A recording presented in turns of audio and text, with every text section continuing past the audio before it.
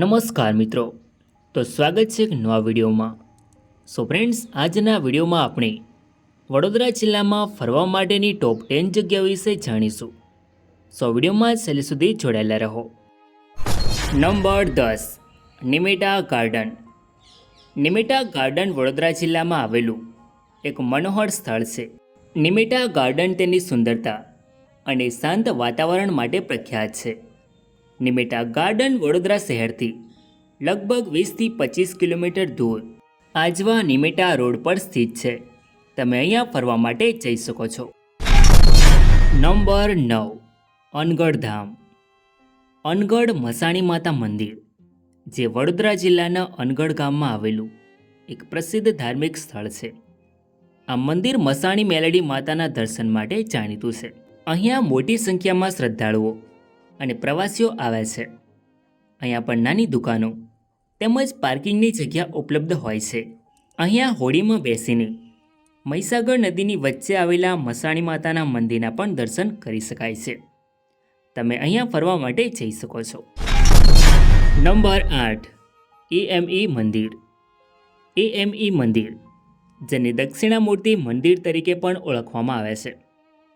આ મંદિર આધુનિક અને પરંપરાગત સ્થાપત્યનું અનોખું સંયોજન ધરાવે છે. આ મંદિર ભગવાન શિવના દક્ષિણામૂર્તિ સ્વરૂપને સમર્પિત છે. એએમઈ મંદિર નેશનલ હાઈવે 8 મંદિર માર્ગ ફતેગંજ વિસ્તારમાં આવેલું છે. Number 7, Vadodara museum and picture gallery. Vadodara museum અને પિક્ચર ગેલેરી, જેને બરોડા મ્યુઝિયમ તરીકે પણ ઓળખવામાં આવે છે, જે વડોદરા શહેરમાં આવેલું એક પ્રખ્યાત સાંસ્કૃતિક અને ઐતિહાસિક સ્થળ છે. આ સંગ્રહાલય 1894માં મહારાજા સયાજીરાવ ગાયકવાડ ત્રીજા દ્વારા સ્થાપિત કરવામાં આવ્યું હતું, જે વડોદરાના સયાજી બાગમાં સ્થિત છે. આ મ્યુઝિયમ ગુજરાતનું સૌથી મોટું સંગ્રહાલય છે, જેમાં ઇતિહાસ, કલા, પુરાતત્વ અને પ્રાકૃતિક વિજ્ઞાનની અનેક વસ્તુઓ પ્રદર્શન થાય છે. નંબર 6, કીર્તિ મંદિર. કીર્તિ મંદિર, જેને ટેમ્પલ ઓફ ફેમા તરીકે પણ ઓળખવામાં આવે છે, વડોદરા શહેરમાં આવેલું ગાયકવાડ વંશનું શાહી સમાધિ સ્થળ છે. આ મંદિર મહારાજા સયાજીરાવ ત્રીજા દ્વારા 1930માં બનાવવામાં આવ્યું હતું, જે ભગવાન શિવને સમર્પિત છે. આ મંદિર ઈ આકારની રચના ધરાવે છે, જેના પર સૂર્ય, ચંદ્ર અને પૃથ્વીનું પ્રતિનિધિત્વ કરતી ભારતના અખંડ નકશા સાથેની શિલ્પકૃતિ છે. Number 5, Atapi wonderful theme park. Atapi wonderful theme park, જે ગુજરાતનું સૌથી મોટું થીમ પાર્ક છે, જે વડોદરાના આજવા વિસ્તારમાં 70 એકરમાં ફેલાયેલું છે. આ પાર્ક પરિવાર માટે એક આદર્શ પિકનિક સ્થળ છે, જ્યાં 40થી વધુ રાઇડ્સ અને આકર્ષણો આવેલા છે, જેમાં water laser show, Jugnu world, lost valley, dinosaur attraction, Vrindavan garden, Chhota Bheem theme village, roller coaster અને અન્ય ઘણી રાઇડ્સ અહીંયા તમે ફરવા માટે જઈ શકો છો. નંબર 4, મહારાજા ફતેહસિંહ રાવ મ્યુઝિયમ.